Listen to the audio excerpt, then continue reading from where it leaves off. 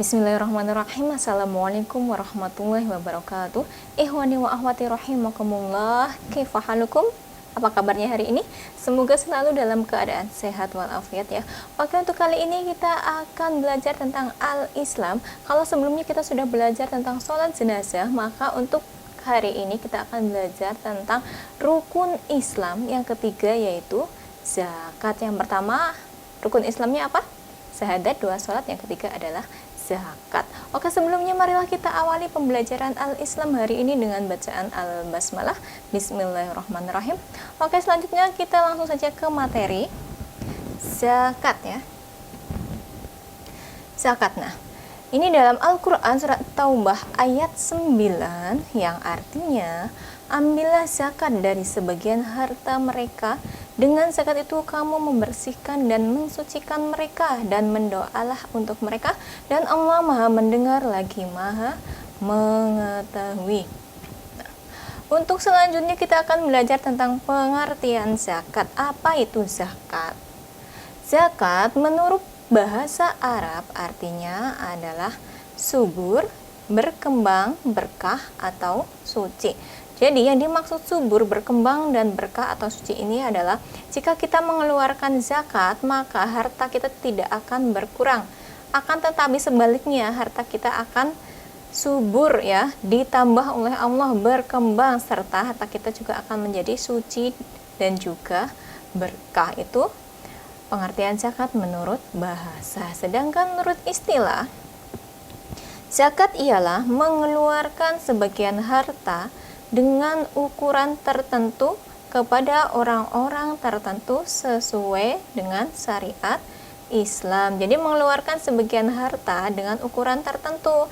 Jadi kalau misalnya nanti kan ada pembagian zakat ya, ada zakat fitrah dan zakat mal dengan ukuran masing-masing ya. Zakat fitrah ukurannya berapa, zakat mal juga berapa, terus apa saja yang wajib dizakati, nanti kita akan belajar di bab selanjutnya. Oke, selanjutnya hukum zakat. Apa hukum zakat? Mengeluarkan zakat hukumnya wajib. Ingat ya, wajib. Tidak hanya wajib, tetapi wajib bagi yang mampu atau kaya ya. Kalau misalnya orangnya tidak mampu atau bukan orang kaya, maka hukumnya tidak wajib. Yang wajib, ingat, yang wajib hanyalah bagi orang yang mampu atau kaya. Bagi yang tidak mengeluarkan zakat, ini bagi yang mampu ya. Orang yang mampu, orang kaya tetapi tidak mengeluarkan zakat, padahal ia mampu untuk mengeluarkannya, maka orang tersebut berdosa ya. Nah, dosanya itu tidak nanggung-nanggung, dosanya itu besar ya, sama dengan merampas harta orang lain. Kenapa? Karena di sebagian harta kita itu adalah ada hak orang lain, jadi harus kita keluarkan supaya nanti ditambah. Ketika kita mengeluarkan, maka Allah akan menambah, bukan mengurangi tapi akan menambah. Dan harta yang dimilikinya tergolong sebagai harta yang kotor. Allah Subhanahu wa taala berfirman, "Wa aqimus sholata wa atuz zakah." Yang artinya, dan dirikanlah sholat dan tunaikanlah zakat. Quran surat Al-Baqarah ayat 110. Nah, ingat, di sini ini adalah dalil tentang hukum zakat.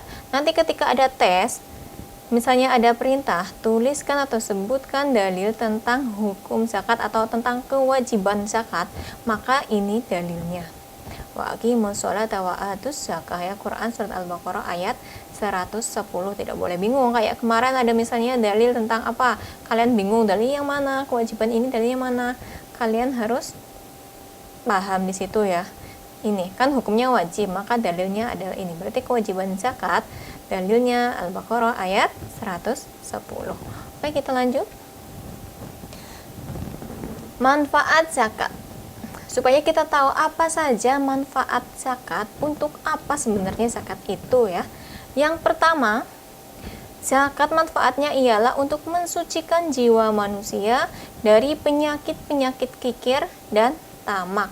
Apa itu penyakit kikir? Kikir ialah sama dengan bakhil.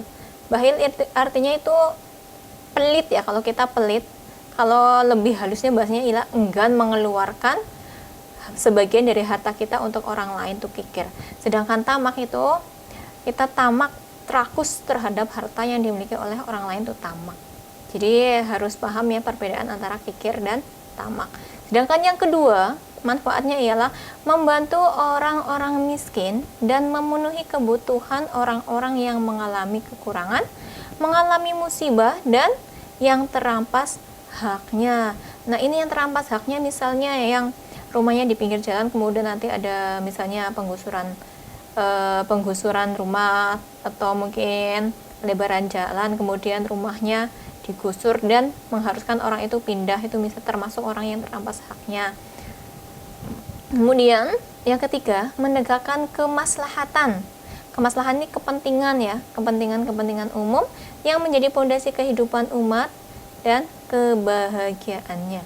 Sedangkan yang keempat ialah membatasi penumpukan kekayaan hanya pada orang-orang kaya. Ini jadi biar adil ya, biar nggak yang kaya semakin kaya, yang miskin semakin miskin. Tetapi orang yang kaya jika mereka melaksanakan zakat, maka yang miskin pun merasakan indahnya berbagi. Begitu juga sebaliknya. Membatasi penumpukan kekayaan hanya pada orang-orang kaya, para pedagang dan pengusaha semata, supaya harta tersebut tidak tertahan di lingkungan kelompok tertentu atau hanya beredar di kalangan orang-orang kaya. Jadi biar merata ya, baik yang kaya maupun yang miskin, semuanya merasakan indahnya berbagi. Jadi yang kaya juga harus berbagi kepada yang miskin. Kenapa? Karena harta orang yang kaya itu merupakan ada sebagian dari hak orang-orang yang miskin. Selanjutnya ialah keutamaan orang yang menunaikan zakat. Apa keutamaannya? Yang pertama, merupakan salah satu sebab menjadi penghuni surga. Indah sekali ya jika kita melaksanakan zakat atau menunaikan zakat, maka kita akan menjadi penghuni surga. Ya, zakat itu yang akan menyebabkan kita menjadi penghuni surga. Salah satunya ialah zakat. Zakat itu mudah ya, misalnya kita punya uang 1 juta, zakatnya cuma 25.000 ya, karena cuma 2,5%, sedikit. Masih banyak yang kita miliki daripada yang kita zakatkan. Yang kedua, merupakan salah satu sifat orang mukmin yang berhak mendapatkan rahmat dari Allah. Jika kita menunaikan zakat, maka kita akan mendapatkan rahmat dari Allah. Yang ketiga, Allah akan memelihara dan mengembangkan zakat bagi pemiliknya. Jadi Allah akan memelihara harta kita dan juga akan mengembangkan harta kita. Jadi kita akan ditambah terus hartanya sama Allah. Itu orang-orang yang menunaikan zakat. Yang keempat, Allah akan menaungi pemilik harta zakat dari panasnya hari kiamat. Jika kalian pernah dengar ya, nanti ketika hari kiamat itu matahari ada di atas ubun-ubun kita, maka dengan zakat itu akan menaungi kita dari panasnya matahari, panasnya hari kiamat. Yang kelima, hartanya akan disucikan dan dikembangkan serta pintu-pintu rezeki akan dibuka baginya.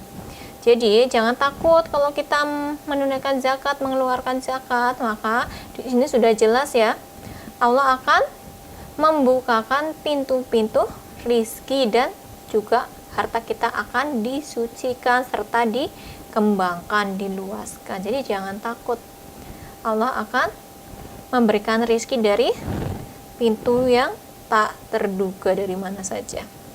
Yang keenam, dia akan mendapatkan kebaikan dari Allah. Selain tadi pintu-pintu rezeki akan terbuka baginya, maka dia juga akan mendapatkan kebaikan dari Allah. Kemudian yang ketujuh, kesalahan dosanya akan dihapus. Jadi kita akan menjadi kembali suci ya, fitrah. Ketika kita melaksanakan atau menunaikan zakat, maka dosa kita akan dihapus atau diampuni. Kita seperti kembali ke bayi yang baru lahir, fitrah, suci. Kemudian yang kedelapan, merupakan bukti keimanan seseorang. Nah, kalau misalnya kita melihat seorang yang suka menunaikan zakat dengan yang tidak pernah menunaikan zakat, itu sudah bisa melihat ya, oh orang itu berarti imannya bagus, orang itu berarti imannya masih lemah. Kenapa lemah? Karena dia tidak mau membayar zakat, itu sudah terlihat dari situ. Kalau orang itu rajin menunaikan zakat, berarti imannya sudah bagus, sudah baik. Kemudian yang 9, menjaga harta dari niat buruk orang miskin dan orang-orang yang ingin mendapatkannya dengan cara yang tidak benar. Contohnya, kita itu orang kaya, rumah kita besar, harta melimpah.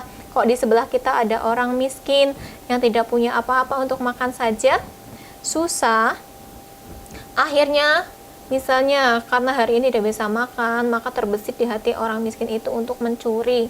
Nah, ini zakat itu untuk menghindari hal-hal seperti itu, supaya orang miskin tidak ingin mendapatkan harta dengan cara yang tidak benar. Yang tadi hanya contoh saja.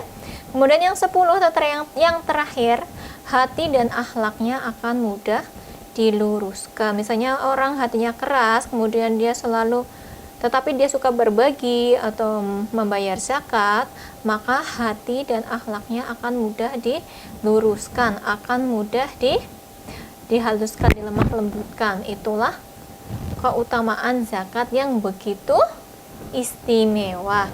Nah, ikhwani wa akhwati rahimakumullah, tugas kalian hari ini adalah menghafal dalil tentang kewajiban zakat. Hanya sedikit ya, nggak nyampe 1 lembar. Kemudian silakan distorkan melalui WA langsung ke nomor Ustadzah, nanti Ustadzah langsung nilai sebagai nilai praktek. Oke, dari Ustadzah cukupkan materi hari ini, semoga bermanfaat dan jangan lupa ya dihafalkan tugasnya. Dari Ustadzah apabila ada kesalahan dalam menyampaikan materi dari awal sampai akhir, Ustadzah mohon maaf yang sebesar-besarnya. Ustadzah akhiri, syukron. Wassalamualaikum warahmatullahi wabarakatuh.